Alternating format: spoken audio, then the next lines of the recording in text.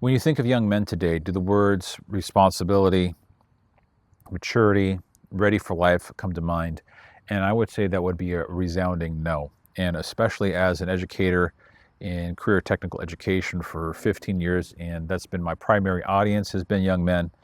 It's been a sad sight to see, and especially kind of in my realm and even in culture, as far as the state of young men. And it's a really sad state. But think there is something that can be done. And I think it's something that we need to look back to our past to, that I think would really build into men, and that is apprenticeships. And not just apprenticeships, but apprenticeships that even begin at ages even maybe early as 14, 15, 16. And that even might mean pulling them out of high school at 14, 15, 16, and them starting their life as an adult at that age. So in today's episode, we're going to talk about that. We're going to talk about kind of the state of men, especially young men today, kind of where we're at, and kind of go big picture, small picture, and what we can do to make boys into men.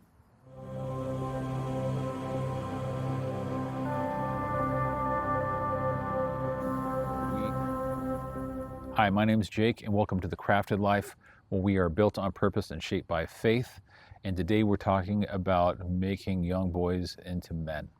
And I think we need to take like a big overview, 50,000 foot view of what's going on even in society, bring that to what's going on within education, and then we even bring that down to the personal level.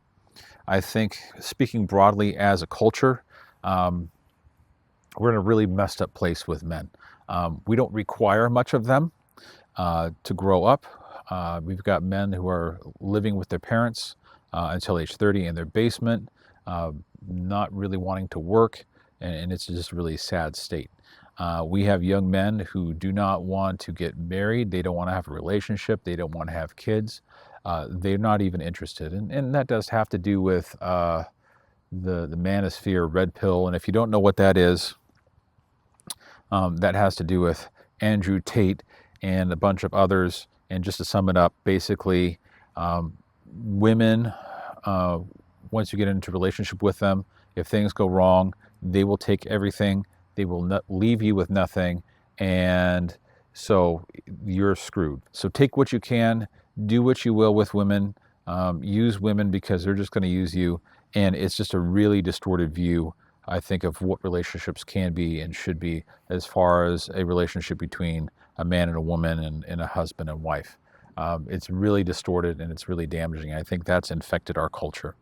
I think this idea of don't get married, it doesn't matter, live your life, you do you, speak your truth, all of that, I think has an effect. And we don't require anything of men today.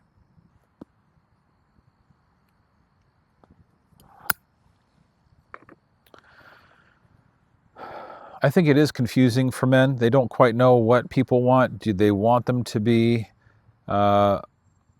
soft and gentle? Do they want them to take over?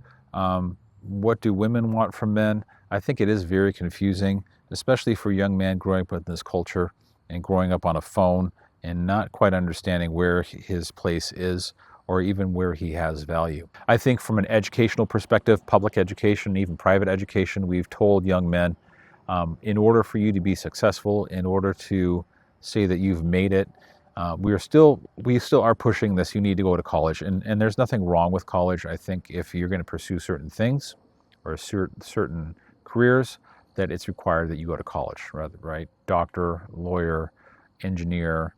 There's a lot of things that are still require a college education and some beyond.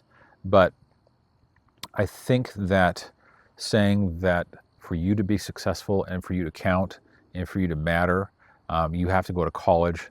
I think that's slowly waning, but I still think, man, we still have our claws in that and are holding on to that for dear life. And it's a bad deal because I think college is great for some men. Let's say 50%. And then what are you telling the other 50% that what you do really isn't that significant? And that's a real sad state.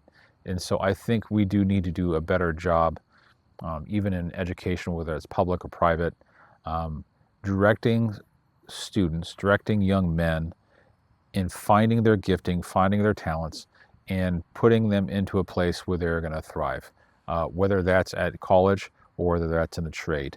And I don't think we do that enough, right? I think about especially young men at my school who maybe don't feel very smart. They don't feel really intelligent. They don't do well in their classes, perhaps. And they always feel like, man, this is really hard for me. School is not easy. I don't have a very good view of myself when it comes to school. I don't do well in math. I don't do well in these other subjects. And there's nothing wrong with those subjects. I think all men need to know how to read. I think they need to know how to articulate themselves and speak clearly. I think they need to be critical thinkers.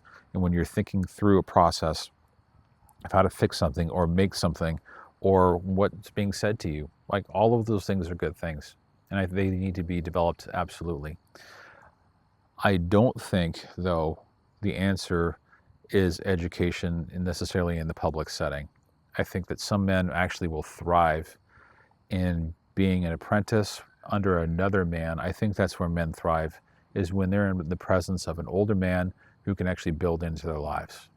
Because ultimately, it doesn't matter if you're a little slower understanding a concept, or if it takes you a little bit more time to wrap your brain around an idea and really kind of deal with that and think about it. And that maybe some people understand a concept or idea or a system faster than another person. I don't think that diminishes who that person is.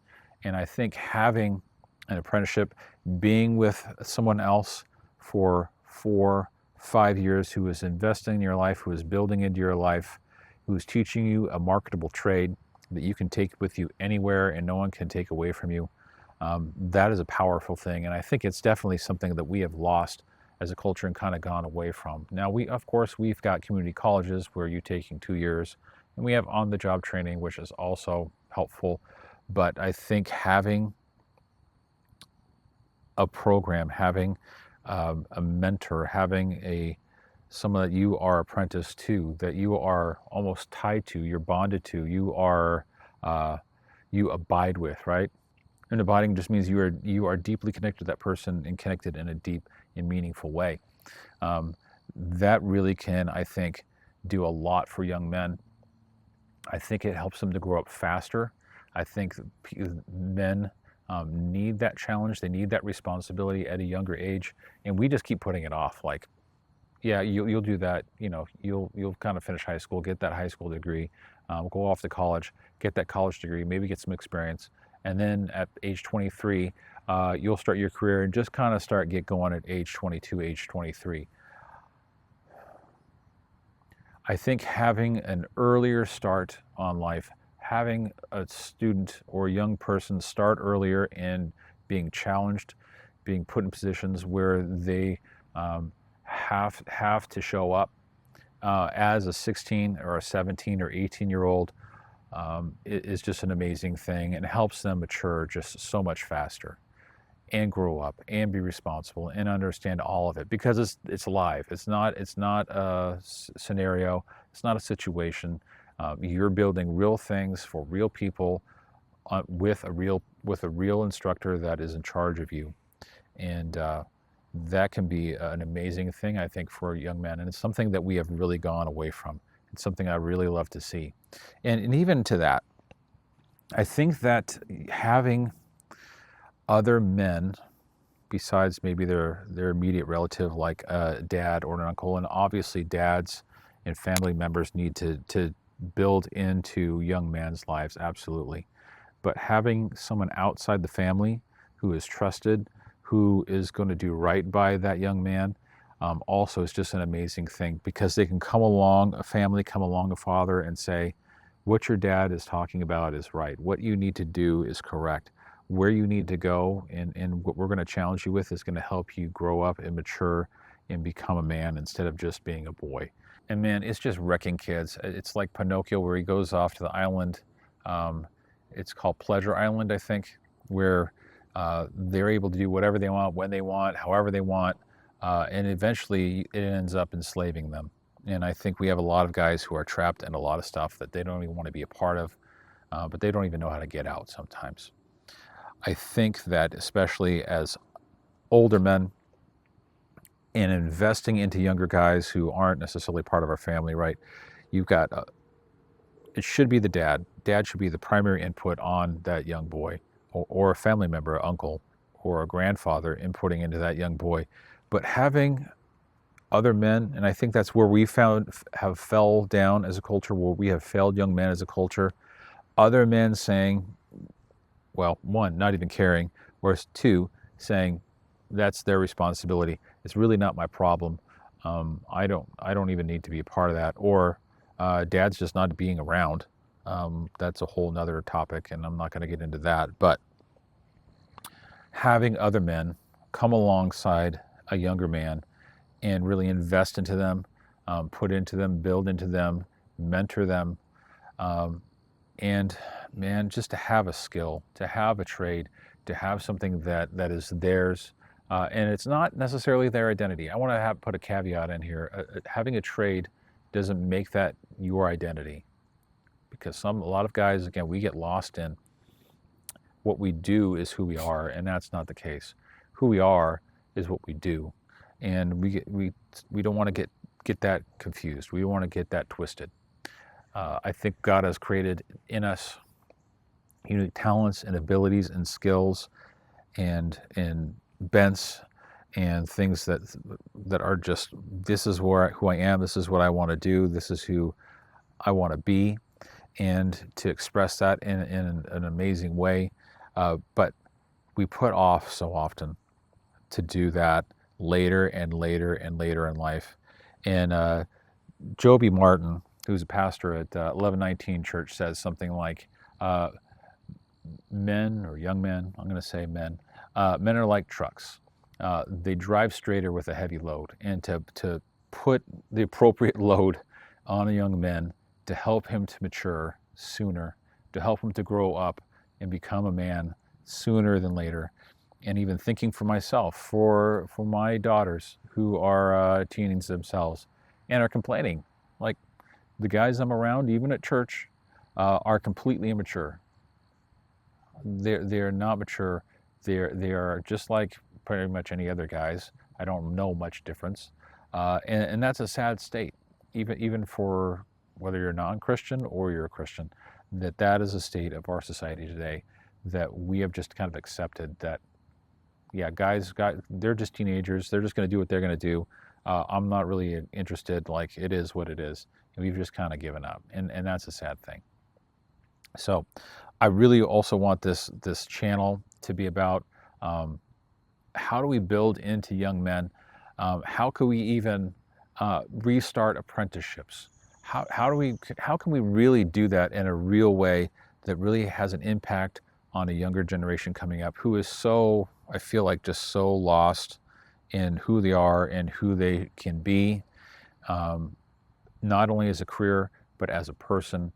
And so I really want to challenge us to look around the young men in your life who you have contact with. How can you invest in them, or ask them questions, or see where they're at, and how can you build into them and be an encouragement to them to become a man instead of just a boy who can shave, right?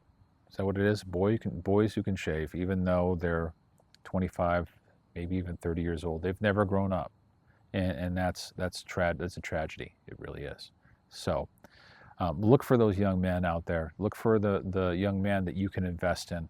Look for the young men that you can mentor and bring alongside you and teach, help mature, and become a man themselves.